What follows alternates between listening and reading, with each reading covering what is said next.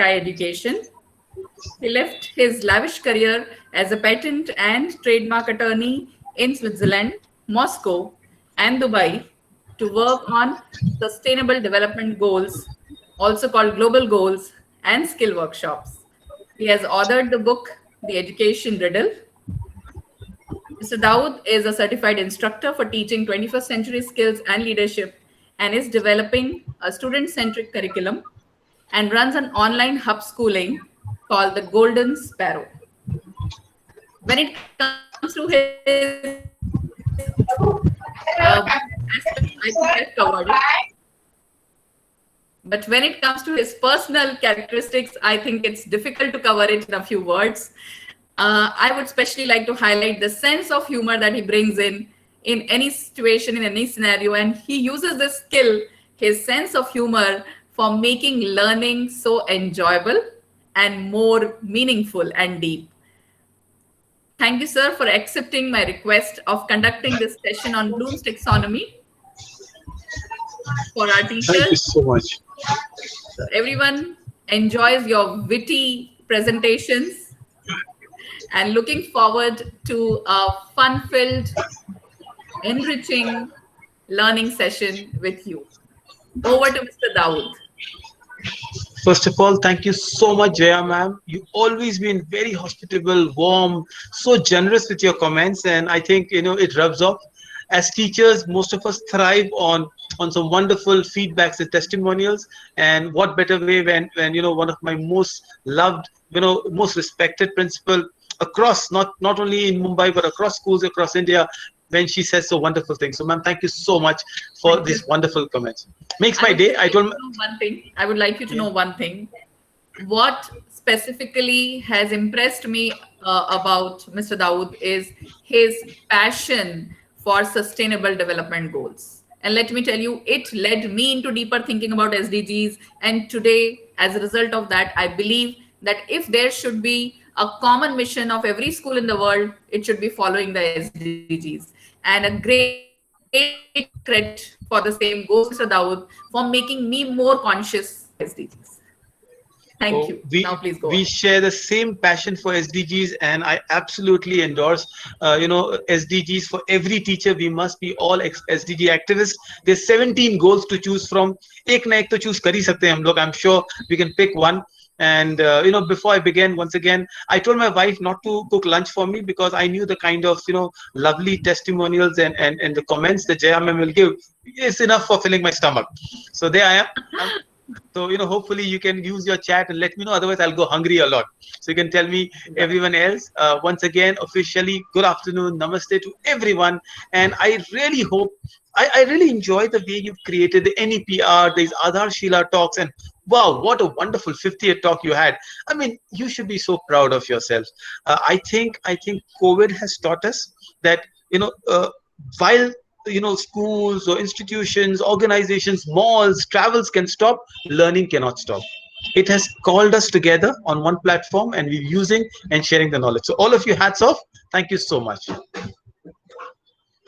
Let's get started on the Bloom's part of it. I'll just share, and hopefully I will be able to quickly get to my, just give me 1 minute to share the window and the presentation. There we are. Give me a nod if you can see my presentation, because now I'm completely blank. I will only rely on hearing you and somehow I don't know. There's a feature you can see and you can hear me, right? Probably I cannot read the chats now, but that's the word I'm going to willing to live with when Google Meet is on, unless there's some way somebody can read up to the chats to me. Yes, sir. I'll share with you if there are any relevant points coming up during the talk. Thank you so much. Right. So let's dive deep into this whole idea of what Bloom's taxonomy is. Bloom taxonomy is a concept. We have, it's like bread and butter for every teacher, every B.Ed course, every D.Ed course, every teacher's training program should have it, has it. But did we really implement it? Absolutely, I'm not being judgmental. Most of you are aware of what Bloom's is, but let's go and say hello to Mr. Bloom. He's been doing some amazing work since last 60 years. That's when he started the taxonomy. Today, what we'll be doing in the idea of Bloom's taxonomy is we're going to scale up this triangle. So look at this Bloom's taxonomy as a Mount Everest, as a summit. And today, hopefully, we will understand what this triangle really means. And once again, I cannot help but compliment Jaya ma'am for teaching me what Maslow's hierarchy of needs is. She said Maslow before Bloom's. So I'm sure I would love to do something on Maslow's after the taxonomy. We right there at the exam time, the papers are being set. Hopefully, I just will be generous with the examinations for our children. Can we use Bloom's actually to set our exam papers? That would be my clear objective in doing the session today. And hopefully, as you do, you'll learn a lot about HOTS and lots, the higher order thinking skill, the low order thinking skill. And this is what we'll be doing. We'll be aligning the theory that we learn, all the Bloom's that we learn, with a practice. So the first thing is, let's understand who Benjamin Bloom was. One of the most amazing thing, as I started doing these educator series, as I call them internally, these sessions on some wonderful educators, I realized that education hasn't changed per se. It is something like fundamentals. Your values don't change. What changes is the approach to it. One of my favorite schools, and I'll not be biased, besides Ram Ratna, because there's some wonderful teachers and people around, is a school in Ahmedabad called Eklavya School. Eklavya School is headed by an IIM professor, Professor Sunil Handa. I'm not sure if you've been to the school, if you've seen a school, but what I loved about the school is when I went to it, and Professor Sunil Handa is someone I really respect him as a guru, as a mentor. I said, sir, So we couldn't I've catch the only name of the watched. I school. mean, So we couldn't catch the okay, name of the school. okay, it's Eklavya School in Ahmedabad. Right.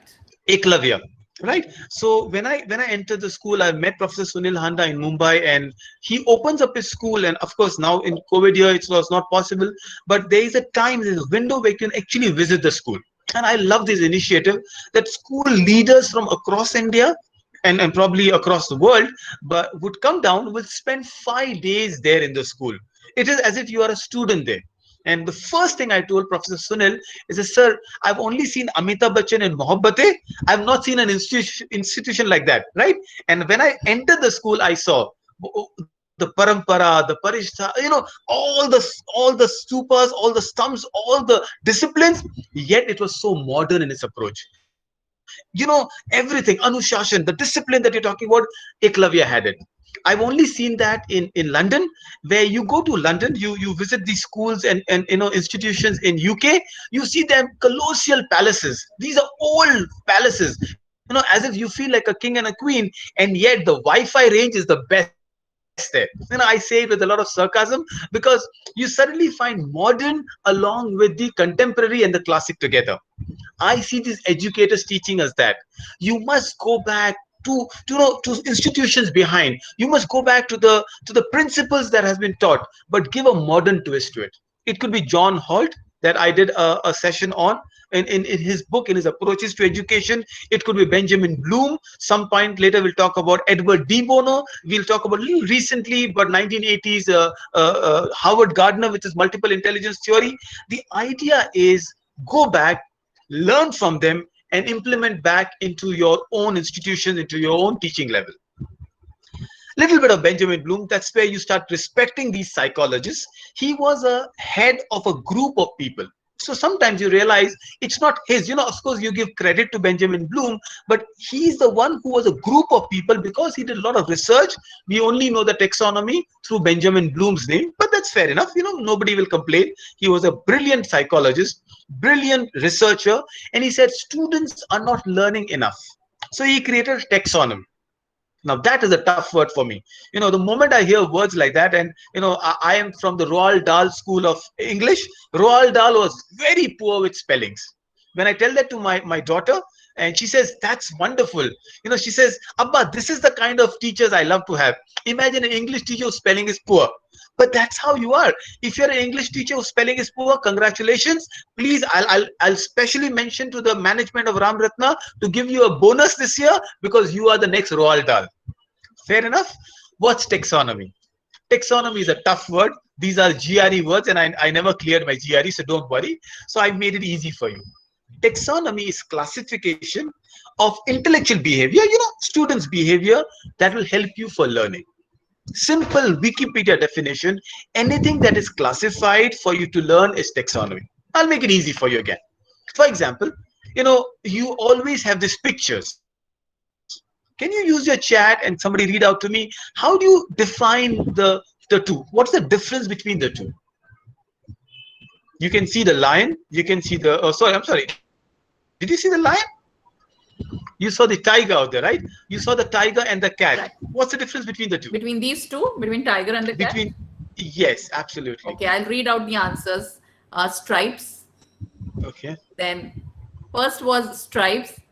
Next, big and small, skin texture, size, Okay, all right. the shadow, posture, Oh, look, wonderful. Oh, great. look. Thank you so much. Oh, I figured out a way to read the chats now. Wow, Okay. this is not bad.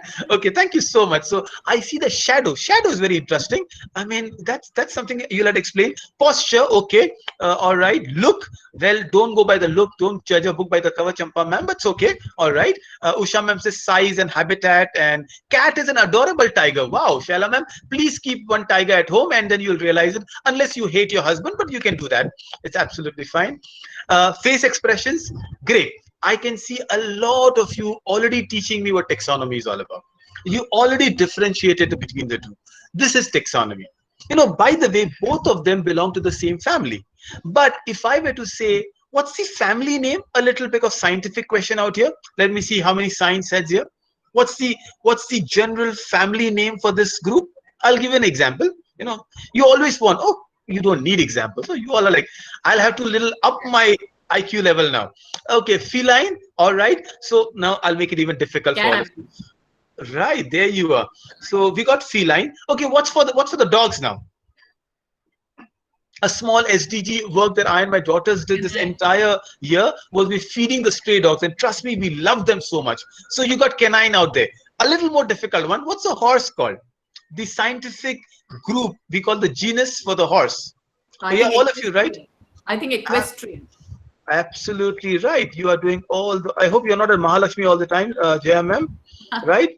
Right, there you are. It's equestrian as a competition and equine. Yes, yes, absolutely good. So this is what taxonomy is all about.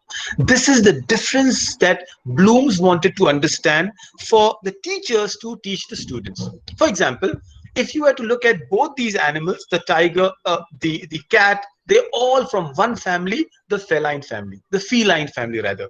But you can go further and distribute them based on whatever you told me, the stripes, the size. A tiger is always in one color, isn't it? The Royal Bengal tiger or the Thai or the Malay tiger, they all have one similar, little different, but the stripes are there. A cat, for that matter, can be so many. There are so many subspecies of cat. As the picture shows, there are 33 subspecies of cat. From what is that, the Persian cat to the one that has no feather or the furs around, the small cats that we're talking about. This is the taxonomy of an animal. This is a simple difference that we are explaining what taxonomy means. You can go, this is for biology teachers. You can take this. The order is Carnivora, the class is Mammalia, the animal kingdom. But the idea is, imagine making this so easy for students to teach them according to what they learn. Oh, yes, thank you so much. I get Iranian cats, fair enough. How many cat species do you know, by the way? Come on, let's quickly do that. I only know one, which is called Black Panther. I don't know many cat species for that matter. But go ahead, tell me some of them. Siamese. Oh, how did I forget that? Oh, absolutely right. They're Siamese cats from Siam, Thailand. Wonderful. That's lovely. What's the love of cats called?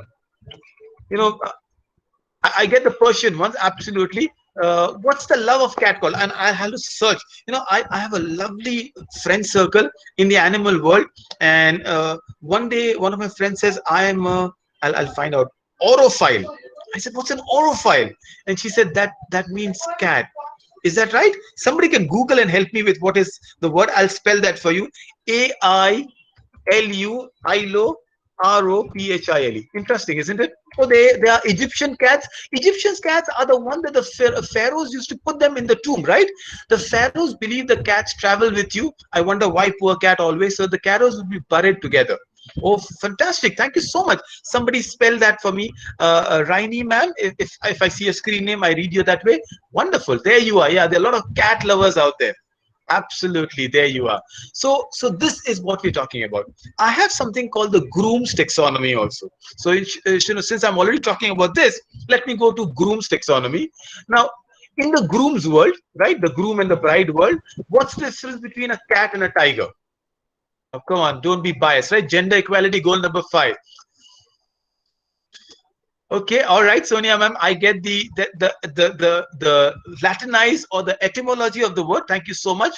Wonderful. In the groom's taxonomy, how would you differentiate between a tiger and a cat? Okay, all right. The groom is a tiger until the wedlock. Absolutely wonderful. I think you're speaking from experience. There you are. Okay, right. What does a cat do? A cat meows, right? What the tiger does?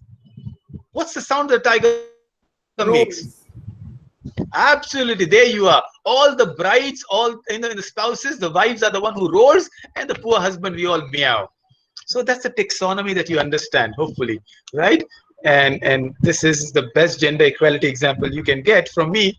But there you are. Now, what Bloom's did, let's come back to Bloom. Hopefully, you understood what taxonomy is. And when I teach a class or when I take a session, and I have a lot of respect for the teachers, I always tell them that whatever I'm sharing, share with your students. If you are to do a Bloom's taxonomy, tell them this tiger example, tell them this cat example, take something up. You can take an example of a plant and a banyan tree. The idea is the example stays in your mind. They say there's a very beautiful book. I love some of the books. Dan Pick has a book called To Sell is Human. I was just doing some LinkedIn. To Sell is Human. I keep writing them for you. He says something very interesting concept in that everybody is a salesman. And I was like, sometimes as teacher, it's a little offending. I'm a salesman? Oh, I'm an educator. I'm a mindset coach. He said, no, you're selling mindset. You are a salesman when you're standing in front of a classroom and selling mathematics to them. I have one of my favorite teachers. And she's an SDG teacher. She used to tell something to the students that I hate maths. And then I realized the students started saying that I hate maths. I said, see, because you're such a wonderful salesman, you just sold the idea that maths is bad. All of you are salesmen. So when you stand in front of a classroom, you are selling something. Sell them the Bloom's taxonomy. Tell them the examples. And Daniel Pink says that the example I want to say, he says, statistics are forgotten, stories are remembered. Metaphors are nothing but stories. I repeat what I said. Statistics are forgotten, stories are remembered. So remember to tell stories. And metaphor is the highest form of story. Metaphors are really very powerful stories. Think of all the epics you have read, all the stories you've read. They create a vision in your mind. And that is what you and I need to do. What Bloom's did is Bloom's was a wonderful teacher. He said, I have to teach you domains of learning. Now, instead of making them very technical, he created 3 domains, and out of that, we'll pick up one today. He said there are 3 domains, 3 ways a child, or for that many, any adult, anybody would learn: the cognitive domain, the affective domain, and the psychomotor domain. What's cognitive? Cognitive, I always give an example of CTS, Cognizant Technology Solution. Anything to do with your mind. Engineers, anywhere you apply your mind, it's CTS, it's cognizance. So he said, when you start applying your mind, that's a cognitive domain. But then we also are very emotional people. We Indians, absolutely. Virat Kohli starts doing this before he raises a bat because we wear a heart on our sleeves. So we are all in the affective domain. Another great hero you should read about is Daniel Coleman. Daniel Coleman has something called emotional intelligence, right? He spoke a lot about EQ. And you must, as teachers, should know about it. So we are looking at EQ as a very important factor, which is the affective domain. Psychomotor, every pre-primary teacher starts with that, right? With your basic kinesthetic movement, with the basic finger movement. Psychomotor, I realized recently, is not limited to that. We couldn't. Yeah.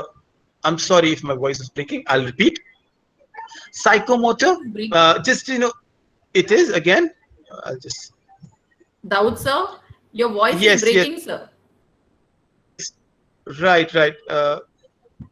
Let me give me a minute. Yeah. Is it better now, everybody? Yes. I think there is, I got a message from Geo right now. In Navi Mumbai, at least, there is a huge outrage of internet. We had some issues with the classes in the morning also. So I hope so. I hope so. We can. Thank you so much for just letting me know. But in case it again disrupts, just immediately message me. Quickly, three domains that we're speaking about: the cognitive, the affective, and the psychomotor. By the way, I recently learned about psychomotor domain, and I realized that psychomotor domain is something you use a lot in sports too. So anybody who's working on sports, anybody who's working on fine craft, is also using psychomotor domain. But what we are more interested in understanding the Bloom's taxonomy is we want to go to what Bloom's created in the cognitive domain, which is his triangle. He gave 6 levels. And this is the meat of today's workshop. This is the core of it. This is the focus. This is the bullseye of what we're talking about. And the 6 levels are very simple. But our job is not to just tell you the 6 levels. Our job is to make sure how do we memorize, how do we remember the 6 levels. A little technical part, the levels did change a lot. It started with knowledge, comprehension, application, analysis, synthesis, and evaluation. And some terms were recalibrated, but don't worry about it. We'll stick to the original terms because those are easy, and we'll just shift one or two. Don't worry. You will remember the terms, I promise you, at the end of the session. And as you say, this is something I work a lot on some kind of mnemonic. So here is a triangle for you. This is, you can take us all with you. I'll share the presentation with you for sure. You can use it. But these are the 6 levels that Benjamin Bloom gave us, and that's what the taxonomy is all about. So what are the 6 levels we're talking about? The first one is a very basic level called knowledge. Without knowledge, there is nothing that's happening. So you need knowledge. In today's world, we actually define more as information. You need to have information to build up on something. So that's your number one. But what do I do with the knowledge if I don't remember it? So I understand and I remember. That's my level number 2. 3 and 4 is very easy. It's a 2 A's. It's the analysis and the application. And as you go higher, it will be synthesis, or it will be evaluation and synthesis. 6 levels, very easy to understand. Let's take 2 first. What Bloom said is the first 2 levels are what we call the lots. And lots is a wonderful word, by the way. Lots also determines something that is too common. We use these two commonly. There are lots and lots of examples of the first 2 levels, and that's the biggest challenge we've got.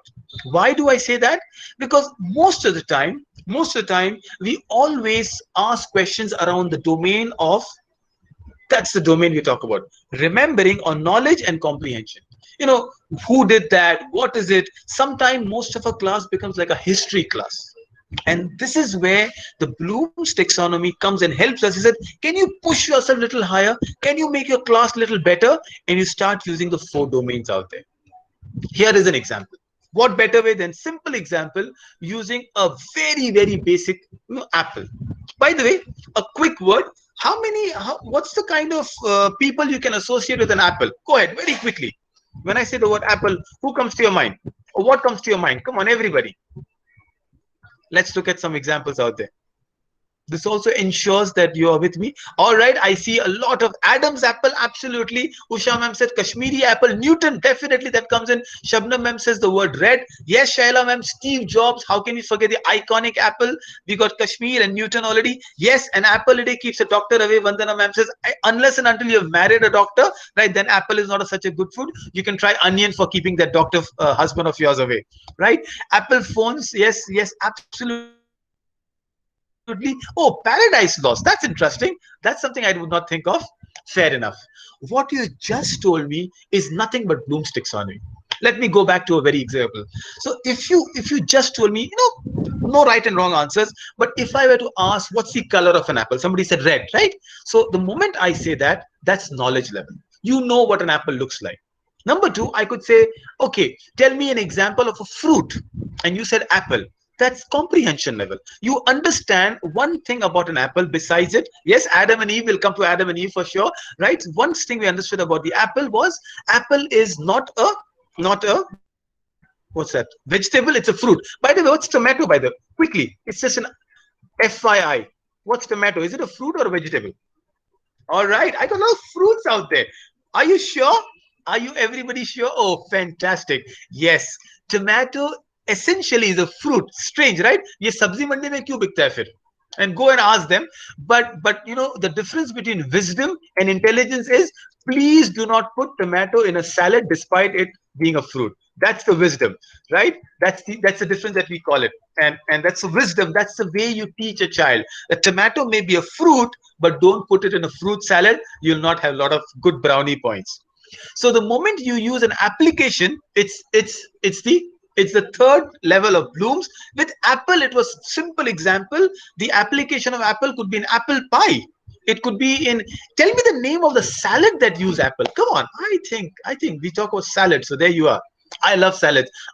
Trust me, I can survive on fruits and salads. Yes, because we cook in vegetable, but that's you do. Tomato didn't ask you to do that, Shabnam ma'am. Absolutely, it hangs out. That's why, ma'am. That's why they say you are known by the company you keep. Tomato started keeping bad company, not good company of fruits. Fruits are more expensive. Russian salad. Well, I don't know the name, but I don't think that's a salad that uses apple. Tell me what salad uses apple. Interesting. Trivia questions. Let me see how many good chefs are there. You know, Italian salad. One remember, I have no idea. I know Italian pastas. I know Italian. What is that? The pizzas, but I don't know what an Italian salad looks like. But there is a specific German salad. I want the name of this German salad that uses a lot of apples in it.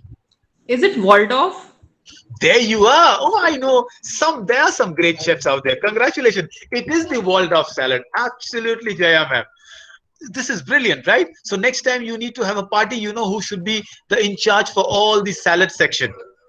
For eating. Right. For eating. Oh, okay. All right. So she's very clear. She's not here to help you with the she's only going to give you the recipe. Rest of you do the work. Fair enough. So that's the application. The moment you told that the apple story, you already understood that apple is a fruit. Apple is red in color, but you also informed the students the application of apple. That's Bloom's taxonomy. From lots, you've already moved to HOTS. I keep using the word. A simple example, HOTS is higher order thinking, right? Now, what's number 4? Analysis. Well, I would love to understand, is there only one type of apple? You told me a lot of apples, though you did not tell me a lot of examples of an apple. Tell me the colors that an apple could have. What are the other colors that an apple can have? So we'll compare. Black apple. Whoa, I have not seen a black apple. Green for sure. Absolutely. Pink apples. Oh, wonderful. Now, are you showing me the shades of your wall interior that you did? I did not ask you Asian paints, by the way, right? Golden apple. Usha ma'am, I was looking for the golden apple. Absolutely. White apples. Seriously? Yellow apples, Sonia ma'am, are the ones that are rotten, right? Yes, yes. One rotten apple spoils the other ones also. But you already are telling me analysis. So now, if I were to ask you something, oh, the interior part is white only. Yes, yes, that's the clarification I get. The moment I ask you different colors, you're analyzing. For example, somebody said the color of the apple determines how healthy an apple is. Oh, by the way, there's so many shades of red. I don't know if you've seen the new Karan Johar and Twinkle Khanna ad, but I can see that red has different. There's crimson. There's, oh, forget it. I will not get into colors. I'm happy to be a color blind, but you're already analyzing apple based on the color of it. That's the 4th level of Bloom's. And the 5th level is, let me give better examples than the one on the screen. You know, can you create a color with a story? So now I'll give you an example. Green apple. Please tell me what story can you think of green apple? I have something wonderful, but anything that you can think of. Green apple. Any stories that Apple have? You told me a lot of Adam and Eve, you told me Steve Jobs, you told me about Newton, but also there are a lot of fairy tales that have apples as the principal. Yes, Snow White, absolutely. Perhaps that's why you thought of white apple. Some of you thought of it, but you are right. Snow White who ate the poison apple. Now what is happening is you're synthesizing it. You are taking apple to the next level. Now apple is no more an identity. Apple becomes a prop. Bloom says this is where students thinking. You are synthesizing, right? You are taking one thing and adding another thing to it. So you must have a better knowledge of it. Wonderful. Green Apple is also a very famous art director. His name is Leo Bernard. Leo Bernard, I'll just try to spell it for all of you. Leo Bernard had an agency. It's called Leo Bernard Agency. And he always had green apples in front death. He said, the day you change the green apples, I, even if I die, I'll come as a ghost, and I'll make sure that all of you are taught a lesson. Where that's very scary, haunting story, but that's what we are talking about. I just saw the trailer of Ruhi yesterday. I don't know how many of you, Janvi Kapoor, and I was absolutely impressed at the creativity. And this is the level of creativity. When you want your students to be filmmakers, when you want your students to be storytellers, this is the level you have to take your students to. Level 5 and level 6. Level 5 synthesis, level 6 is evaluation.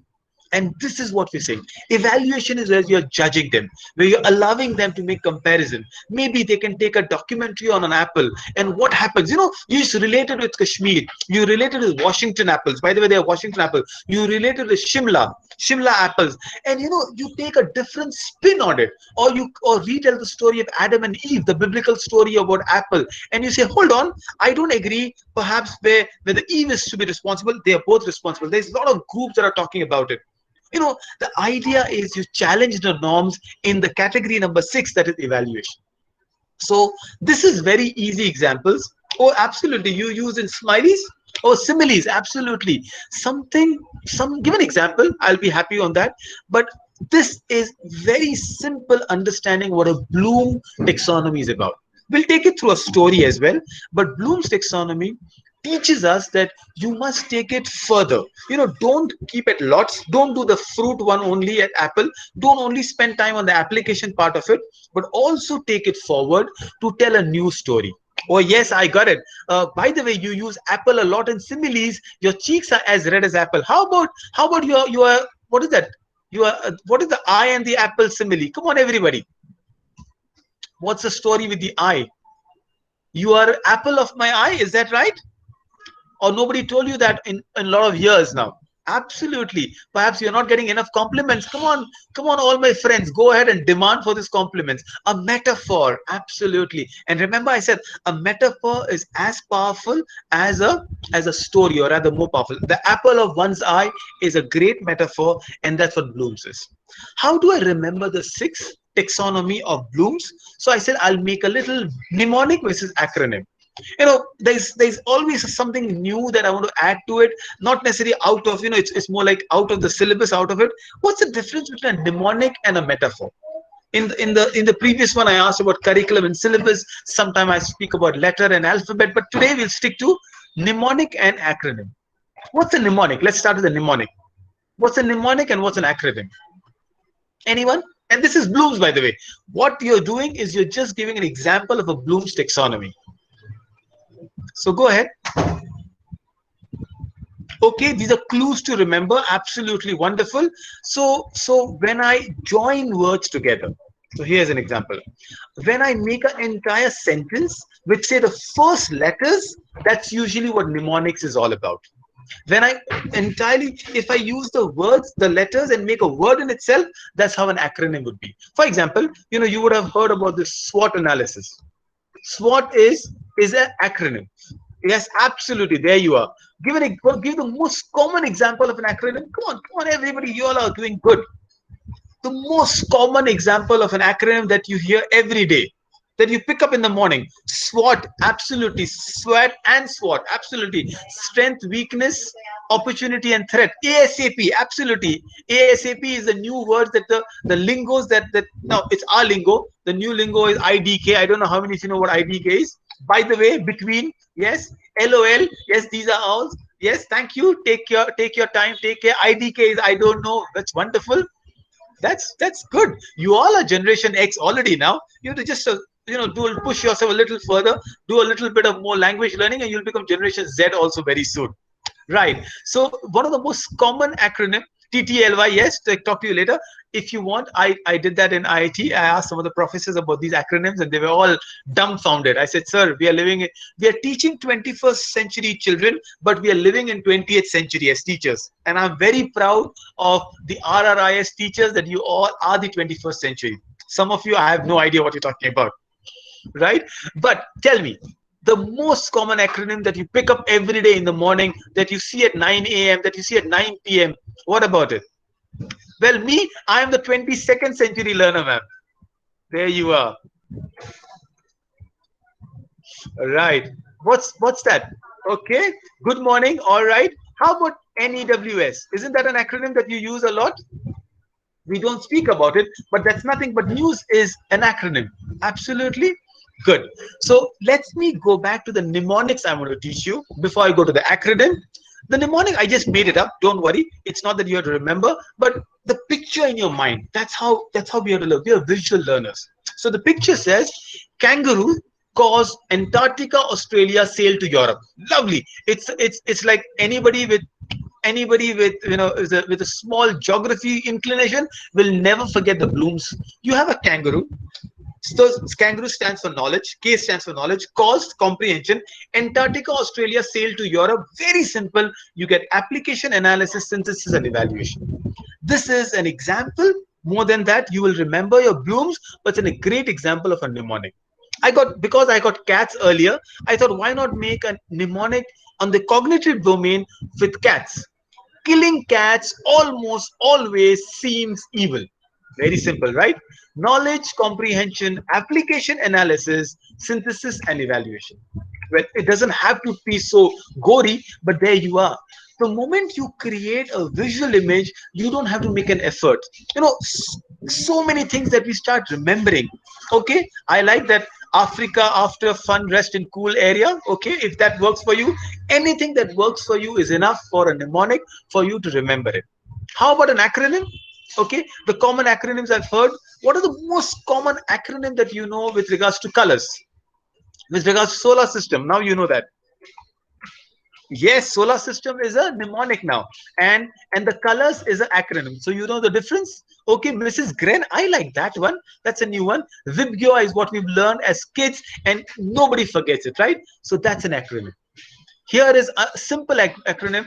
I took kangaroo, so I said, let me be fair to Australia. I used the word koala, twisted a little to, it looks very complicated though. It's koalis. Knowledge, understanding, application, analysis, synthesis, and evaluation. The idea is for you to remember something. The idea is for you enjoy this, and this is what we do. So I'll give an example from SDG activism. And I just went to watch the flamingos yesterday with my daughters, and there was a dead flamingo. I took a picture of it. I did put it on Facebook. The idea is, can your lesson be transdisciplinary? When you're teaching a teacher's training Bloom's taxonomy, you can add an SDG somewhere here, and you are already making students and teachers aware of what an SDG is. I think explain that to me. RISER. Oh, absolutely. These are the GP perspective, global perspective of Cambridge. Wonderful. I love that. Reflection, there's comprehension, evaluation, there's, you can tell me the words, but I do remember RISER. Thank you so much. Yes, this is wonderful. Now, let me take you to Australia, down under. We spoke about kangaroos, we spoke about koalas, and trust me, one of the worst things that happened in the pandemic, before the pandemic rather, was the Australian bushfire. That's my SDG, climate change goal number 13. How can I make my students, imagine if I was a global perspective or a social studies teacher and I have to make something around it, can I make a social studies example? And this is where your blooms become very, very relevant. It becomes very interesting. And I've got the Bloom's taxonomy on top, and the questions will tell you what and how you frame a question. So number one, a very basic question is, where is the bushfire, or where was the bushfire rather? And the answer would be Australia, or you may say near Sydney, but it is a very small level, lots level of Bloom's taxonomy. My little more detail would be comprehension, and the word comprehension is very clear. Describe the Australian bushfire. The students remember something, they write it down, they type it down, whatever is easy, but those are the first two levels of Bloom's taxonomy. How do I go further? So now comes the application and analysis. Look at the words. When you use the word determine, you already are pushing yourself to do something in application. Determine how the bushfire impacted the people and the animal life. By the way, the koalas are almost endangered, on the verge of extinction because of the bushfire. That's application. You have learned something in your class, and you're replying to the teacher because you understand what the bushfire did. Analysis would be compare the implication on Australian wildlife, maybe the Great Barrier Reef, maybe about the different animals. Australia is the only continent in the world which has marsupials. What's marsupial, by the way? That's my next level now. What's marsupial? Very quickly. And I've got something new for you this time. Before I'll play a quiz with you. So if you get me the marsupial answer, I'll get play a quiz with you. I'm waiting. Okay, I'll give an example though. The kangaroo is a marsupial. So is a wombat.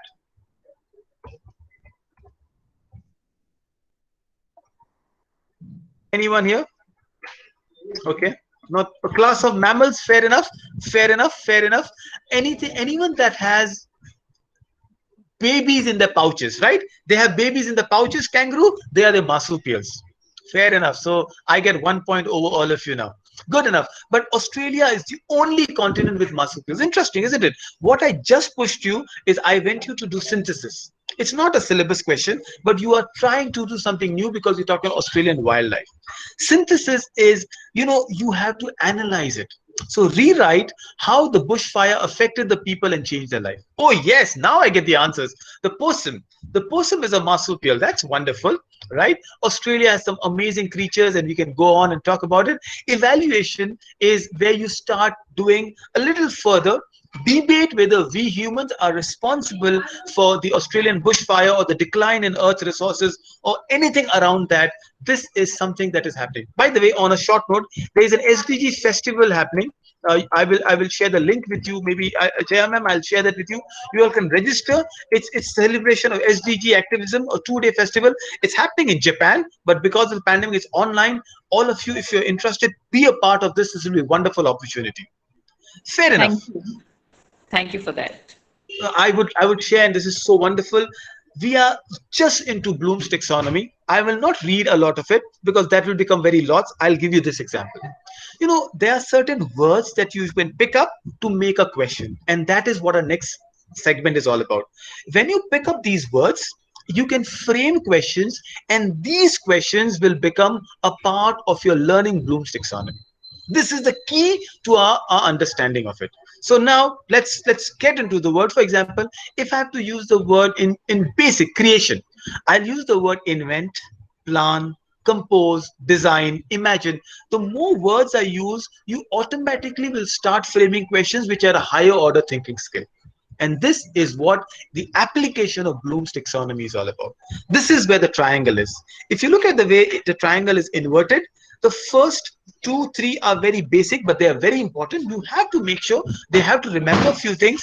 But after you remember how you apply, sometimes we fail as institutions to go to the next 3 level.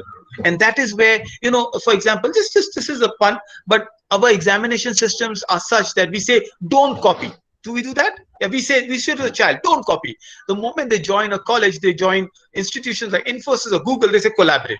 And the child says, the whole 15 years of my school life, I was told to be selfish, and now I have to collaborate. So sometimes you have to change a certain area. Imagine telling a small child, don't copy. And then the little brother comes and says, Mama. I said, Mama, bada beta mama bolta, aap kuch naya bolo. Do we say that? No, we don't do that, right? We allow. There is a difference between copying and cheating. Copying is not cheating. You can have open book examination, that is synthesis. You allow them. You can have Google examinations, go search it. But that is where a teacher starts making questions that are not Google searchable. Too much of technology. Let's quickly go to Bloom's taxonomy, a little lighter moment before you go to storytelling. Fair enough. Let's take up the Bloom's taxonomy in the Bloom. I already told you the tiger example, but there you are. The lowest level, understanding the lowest level of Bloom's taxonomy is, let's say example, me. The biggest challenge for me is to make sure I remember the anniversary, but it's okay. The lowest level is to remember the anniversary. I'm okay with it. I'll remember the anniversary when it comes in. But what gift to give her? I've stopped buying sandals and shoes for my wife because I can never get the size right. So now the easiest thing is Amazon gift voucher. So my lowest level of Bloom's taxonomy is remembering the date. How many of you are very particular that you as a spouse, you remember your dates, the anniversary dates? What are the gifts that you would prefer with? Go ahead, tell me some gifts. Oh, there you are, absolutely on the dot. So now a great way, yeah, Nisha ma'am, I understand absolutely. A great way I've learned, I do a lot of this marriage workshop. I call it Men Are From Moscow and Women Are From Paris. And this is a take on John Gray's book, Mars and Venus one. But I learned some very interesting thing. Instead of asking, or instead of getting a gift to your wife that she will not like, you randomly ask. Imagine if you had to gift your friend something. What would you gift her? Trust me, 9 out of 10 times she will tell a gift that she wants. And if she says diamond, I don't hear it. I'm short of hearing and things like that. But if she says something like a bag, a Louis Vuitton bag that I can get at Bandra, I will definitely get it for her. Bandra Louis Vuitton, not the Zara one that Shraddha Kapoor wears. Fair enough. So that is the lower level of Bloom's taxonomy, right? To remember. But now, when you forget the anniversary, you are going to a higher level of Bloom's. The analysis and the application is very difficult. How do you make up with flowers? Will roses do, or you need to add a dash of daisies and daffodils and lilies to it? Which restaurant would you take her to? Trust me, that's a difficult choice if you've forgotten the anniversary, but that's what Bloom's is teaching you. Bloom is saying go to analysis. Getting the right gift, I already gave you an example, which is the highest level, is understanding her mood, which is evaluation. And trust me, in this evaluation examination, no husband passes, no spouse can pass. Right? I call it the evolution instead of evaluation. Right? This is Mr. Darwin can only help me. I'm sorry if I got all my spellings wrong if I'm typing it down for you. But this is an easier take on evaluation before you go and teach you what Bloom's taxonomy can really do in an examination system. I hope you're with me so far, right? And I Yes, hope you're yes, enjoying we your are also learning. having hearty laughs. Oh, thank you so much, Jaya ma'am. This is wonderful. I'm so sorry of the spouses because after all the sessions, the teachers would go home and say, "What's the last gift you gave me?" Don't analyze. Just remember, for the groom, just be on the first two level. The lots is good enough for them. But let's as teachers get into Goldilocks now. How do I teach Bloom's taxonomy in real class? Take an English example. Earlier, we took a social studies example, and hopefully, using the examples, we can really make up learning and setting up an exam paper, which will push a child to the higher order learning skills. All right. Now, everybody knows what Goldilocks stories, the most popular, the most amazing of the stories that we learned as a child. Along with Cinderella, Goldilocks is right there. Hansel and Gretel could be another one. These are some of the classics that we've learned. So you know the Goldilocks story, but still, I'll make it easier for those, if you're shy, if you don't know, I'll just make it easy. I'll tell you the story in very quick summary. There was a little girl who lost her way. She enters a house unknowingly that it was the house that was occupied by three bears. The bears were not there. And what she does is she starts trying out new things in the bear's house. First of all, she starts drinking the porridge, and the Papa Bear's porridge is very cold, or hot rather. Mama Bear's is very cold. The baby bear's porridge is perfect. She couples it down, she finishes it. She does the same thing with the chair. She does the same thing with a couple of other things until she finds the bed. The Papa Bear's bed is very hard. Mama Bear always uses memory foam, so the bed is very soft. She doesn't like it. The baby bear's bed is perfect, and she sleeps until the bears come home and they see this girl, who both are shocked, and the story ends there. This is a classic, open-ended story that I've heard about Goldilocks, the beautiful girl story who got lost, and that's a story I think most of us know. Now, imagine as a teacher, you taught this story to the students. How are you going to now evaluate? How are you going to set up a question paper based on the story? And our Blooms will come in here. The lowest level, now you keep telling me, the lowest level of Bloom's triangle as we go ahead is knowledge. Next time you tell me what the next level is. Knowledge refers to recall, simple dates, event, information is what we're talking about. This is where the Blooms become interesting. If you're looking at my screen right now, I've highlighted certain words. And as I said, don't even have to take a snapshot. The presentation, I promise you, will be immediately shared with you. You use these words and you're making questions based on knowledge. So why don't you make some question based on the word name? The one that I've highlighted in red, I want you to make a word. So let's make the word, just use the word name. Start your question paper with the word name and make a question on Goldilocks and the three bears. Go ahead, and this would be where you start enjoying and learning the Bloom's triangle. Name, or you can use the word what. You can start with the word what or why or how. Any W's are okay, right? So you can use the W questions also, but start using the word name somewhere in between. Fair enough. Absolutely simple. Name the protagonist, name the characters, name the main character of the story, and that would be Goldilocks, right? Can you use the word list to make a word? List, L-I-S-T, list. Again, you see that on your screen. right? Name the food item Goldilocks eats at the bear's house. Absolutely, it's a recall. List all the things she did. List the character. List the make. Oh, there you are. Now I'm getting it. Now I think we are right there. So basically, using knowledge, you can make a quiz. You can have definition. Quizzes can also be at higher level, but basically any worksheet, any test, this is it. Name the main character, list the characters. You already told me I did not do recall. I'll do for higher order. I'll push you for higher order thinking. Recall what she did in the forest. Very simple. You are creating a Bloom's taxonomy at a lower level. The moment the words, the keywords are there, you can make it. What's my next level, by the way? Can you just help me with the next level? Kangaroo cause Antarctica, Australia, sail to Europe. So C. What is my next word with C? Please go ahead, write it down, and it's there on your screen. So I think there's little lag. So as I'm questioning you, you're writing down. Thank you so much. I got comprehension written there. Thank you, Jaya ma'am. C is understanding. So an easier word for comprehension would be translate the knowledge into new content, interpret the fact. Did you understand? That's the key idea. So what are my keywords? The keywords would be classify, describe, report, retell, translate, any of that. The ones in red are the ones we're going to use. So can you make a question with the word describe? Make a question with the word describe. Go ahead. Yes, Nisha ma'am. So you use the word describe. Can you make a question on the Goldilocks with the word describe? A little more detailed question, isn't it? Fair enough. Describe the events of the story. How about describing the girl? Could you describe the girl? So here is your question now. Describe the color of Goldilocks' hair. Oh, wonderful. Describe the character. By the way, what would the color of her hair be? What would the color of the hair be? Describe the reaction of the bear. That's a wonderful question. Perhaps, because the reaction of the bear is not in the story, right? Ma'am, that could also be into application. You can use that in application, but fair enough. You did a good word. Describe. So what's the color of the hair? Goldilocks. Describe the event or describe the story, or I've not given you other words. The word retell. Retell the story in your word. You're telling the story again, and these are at a level. Okay, describe what would happen if she falls down from the chair. Hold on.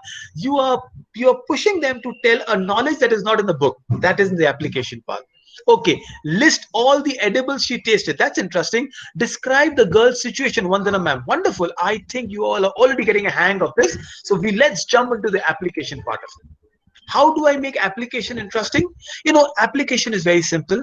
I use the information in concrete situations. You just did that. So I'll give you some words now. Apply, draw, prepare, my keywords now.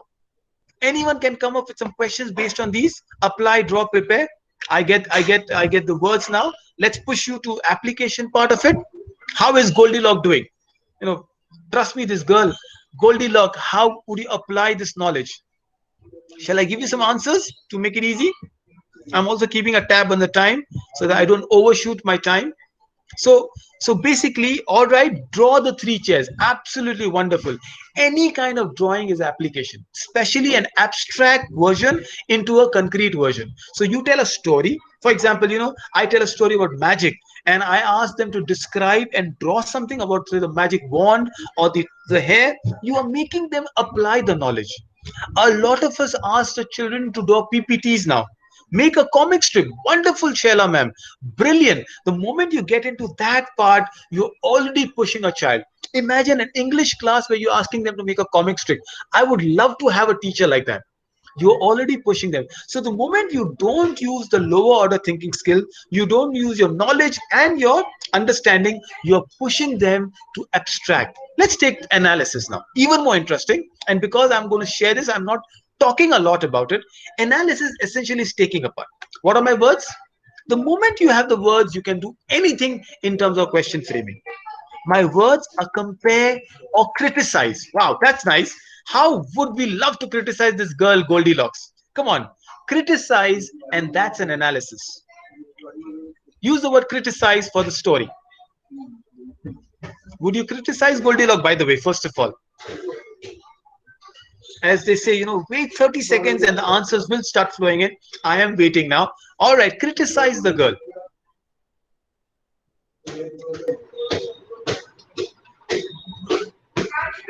So I don't have criticized questions. Allowing you to criticize. Go ahead. Okay, criticize the character sketch of the girl. Oh, that's like a tough word. Let's do the easier one. Criticize the actions of Goldilocks. Yeah, that's much simpler. So I don't want to say that, but you might say criticize the parents who led the girl away. Why not that? Criticize the action of the parents who led this young girl away. Criticize the look of the girl. I think she's got some really lovely golden locks, by the way. Yeah, Nisha ma'am, you're jealous, then it's okay. All right, but there are these what is that? Garniers and Revlons can help you on that note. But what we are asking is you are taking it further in analysis part. I'll give an example. Compare Goldilocks to any of your friends. That would be interesting. Are there friends who would wander off and lose their way? And interestingly, I'm just taking one step forward. You might say, would Goldilocks be better off by using a Google map, perhaps? And that would come in synthesis, but that's how you're creating a question. The moment you have your keywords, your questions become interesting. Should Goldilocks have entered the home without permission? It's not a yes or no. It's an analysis. So you don't say yes or no. Yeah, there you are. Lovely question. Compare your house with that of the bears. Do you have like three different beds and three different mattresses and three because they're three different people? Interesting question. Compare your journey without GPRS. Oh, that's interesting, Vandana ma'am. Trust me, we're gonna get lost. At least I will get lost for sure. But there is a beautiful book by what's the author name? Someone called Ellen. He says why men won't ask for direction. And I love that thing. Despite that, a man won't roll down the window. It's more like an ego issue, right? The men never ask for directions. So that's interesting. Okay, let's jump on to the last two before, if I have time, I'll play the quiz I prepared for you, is evaluation. How lovely it is. We all love to judge, isn't it? One failure by Virat Kohli and the whole India is judging him. Something not happening in Indian cricket team, we judge. So this is where you are pushing your blooms higher. If anything you are learning, I like that question. How would you react if someone entered your house? That's what judging is. This is it. Argue and prepare. Your question, because what is happening is with blooms, I'm giving you these keywords. The success of using blooms very, very powerfully is using the keywords. The moment you have a keyword in front of you, and that's a chart that I gave you earlier, the orange one, and I'll share this entire thing with you. The moment you have keywords, your questions are going to higher order thinking skill. Argue, right? Okay, thank you so much. There's a book by Richard Francis. I'll make a note of that. Probably, yes. So there we are. You are arguing. So there you are. Argue that Goldilocks was not wrong in entering the home. Interesting, isn't it? Can you argue that? Can you give me some answers for that? Argue. Now we're taking we're taking Goldilocks side now. Why was Goldilocks not wrong in entering the home? Now, this is not just ordinary question. The teacher did not teach it in the class. It's not a part of the story. You are using it as understanding the story. Wow, she's been taught to explore. Wonderful. That's nice. She had a curious mind. She was fearless. Trust me. Okay, we don't want a lot of Goldilocks, but that's good. Imagine if your students were to give an answer. I would be proud of your students. You can say that Goldilocks was a smart girl. It was evening in the forest. She had to have a refuge. It was better than entering a cave. A house was a little simpler answer. Good. You are pushing your child to think sarcastically, to think on the feet, and that is what the purpose of evaluation is. What's the purpose of a good English paper? A purpose of a good English paper is to make sure the language is better. It's not right and wrong answers. Absolutely. The house was inviting and cozy. Wonderful. Or Goldilocks actually was Marie Kondo in a new avatar, and the house was messy, so she entered. I don't know how many of you know who Marie Kondo is, but Goldilocks was the avatar of Marie Kondo. She wanted to enter the house and declutter it. The child has her own territory without any roadmap. Lovely, Vandana ma'am. That's nice. You all have some great curious minds, Shaila ma'am says. I like the way you all are answering. There you are. Prepare. That's another evaluation question now. Prepare a list of do's and don'ts in somebody's home. I think mothers will be giving you blessings if you teach them what not to do and what to do in somebody's home as a guest. You are creating an evaluation worksheet after this. Jumping to the last one, evaluation is some more. They are like deduce. Why would a grown-up write a story for children to read? I love this question. Do you really think this happened to Goldilocks? Do you think it's a fable? It's like a true story? You are making a child evaluate now. Why has the story of Goldilocks been told to children for so many years? Evaluating now. Don't you think these questions are pushing the envelope, pushing a child, pushing your thinking a little further, making them critical thinking? That's the tags I want my children to learn. And that is what Blooms is doing. And finally, synthesis. Synthesis is using old ideas to make new ones. Any new invention is synthesis. When you think of mobile phones, they are telephones and wireless, AT&T. You get a mobile phone. So if you teach, all right, I love that answer. Not to finish all the biscuits in somebody home. We siblings did that. Okay. Now, what we Gujaratis do. I keep teasing my mummy that sometimes our papadas and chevras are so, it's the same thing. So nobody picks up. We keep reusing it all the time. That's a good way of recycling. I said, mummy, start having better ones where people don't like our papadas and chevras. So, that's something interesting you teach children. But there you are. Synthesis. How do you do synthesis? The question and synthesis could be arrange, create, propose, so many, compose, construct. You can make a film, a song, a newspaper, a headline, an advertisement. Imagine Goldilocks is lost. All right, jalebi and papadas, there you are. You're already making me hungry. Please don't do that. Right? My lunch, I already promised my wife no lunch today. So there you are. Imagine writing a small missing report. A girl is missing, right? Goldilocks, somebody has to describe, somebody has to give a heading. It's a part of the English part that you put a newspaper report of it. You may draw something like that. Suddenly you're taking it to a new level. Absolutely. This is what synthesis is all about. Arrange the events of the story in sequence. So they are creating. It may look a very lots like question, but a child has to go back to story. They have to write the story down. This is good filmmaking. Create a puppet show. Propose a set of guidelines for missing children information. You have created something wonderful. Thank you, JR Management. Create a newspaper, report. This is Bloom's taxonomy at the highest level. The triangle is there for you. I hope you enjoyed, you learned the Blooms. I hope you scaled up this Mount Everest of Blooms right from the basic knowledge to synthesis. A very, very comprehensive suggestion of what Benjamin Bloom told this to us. Trust me, when I do these sessions, when I enjoy it, I always look at this that sometimes you have to, you know it, and it's a recall of what you do. If your exam papers become smarter, better, more fun, you have succeeded. I have succeeded. Jaya ma'am has succeeded in doing this whole thing together and creating a fantastic new learning for Blooms. Vandana ma'am, there you are. Create a tagline for your company. You can use Blooms. We just took an example of Goldilocks, and we could have taken an example of Amazon. We did an example of Apple earlier. So we did an example of Australian bushfire. Blooms is something you can use everywhere. How about creating a logo for Goldilocks? It will it only have golden color? What kind of colors you can have? I'm seeing the creativity flowing in the chat. I'm seeing you all respond so well. Fair enough. You all are brilliant. Thank you so much for this opportunity, for sharing. It's always fun to talk to teachers. It's always fun to just share things with all of you. I hope you enjoyed the session. Any question, I'm here for you. Until then, thank you and good luck. Thank you, Mr. Dawood. It was, like I said, fun-filled, learning-filled journey for this last 1 hour. I think you kept us all glued. I'm sure my friends share the same sentiments. I would like some of you to please share your thoughts, or if you have any questions, either type or speak up. Thank you so much, Jaya ma'am. It's so lovely to Namaste, read the ma'am. comments. Yes, Namaste, ma'am. namaste. Yes, namaste, sir. Sir, it was actually wonderful. We actually got to understood how to, we got to understand how to apply this taxonomy while framing the question. So step by step, the way you moved ahead from lots to horse.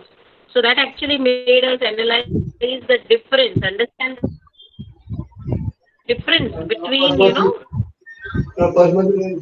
that is something very, thank you so much. I would Thank you like so to much. share one. Would just like to share one experience. 4-year-old, because you were taking that tomato fruit, whether it's a fruit or a veggie, that activity you did. It reminded me of one incident where I gave her a vegetable sandwich which had tomato and potato in it. And I asked her, what is this? So she told me it's a vegetable fruit sandwich. I said, no, it's a vegetable sandwich. She said, no, it has tomato in it, so it's a vegetable fruit sandwich. So, kids, they remember, they apply, they understand. Maybe we underestimate them at times. They are more smarter than us, I think. Thank you so much, sir. Absolutely wonderful. Thank you so much for such lovely comment. And while listening to you and going through this presentation, it came to my mind that all of us teachers can maybe think of adopting this style where we move from lots to hots. Lots to hots can become a tagline for how we prepare our question papers, how we teach in the class, Wow. taking our children's skill, go up this ladder, up this triangle from lots to hots. I'll rename my blooms now Yes, workshop to that. Lots to House. Thank you so much. That's Lots to lovely. hots. So after Maslow before Bloom, next thing that I'm giving you, sir, is lots to hots. Yeah, there. See, the principal can't resist. Right? A lot of assignments coming my way. Thank you so much, Jaya ma'am. You always have a lot of I'm just creative having inputs. fun with you, sir. Talking to you is always fun. Thank you. This is a formal thanks, Mr. Dawood. Words can't express. Thank you. Bye. Thank you so much. And look forward to having your support and guidance. Thank you. Always will. Thank you.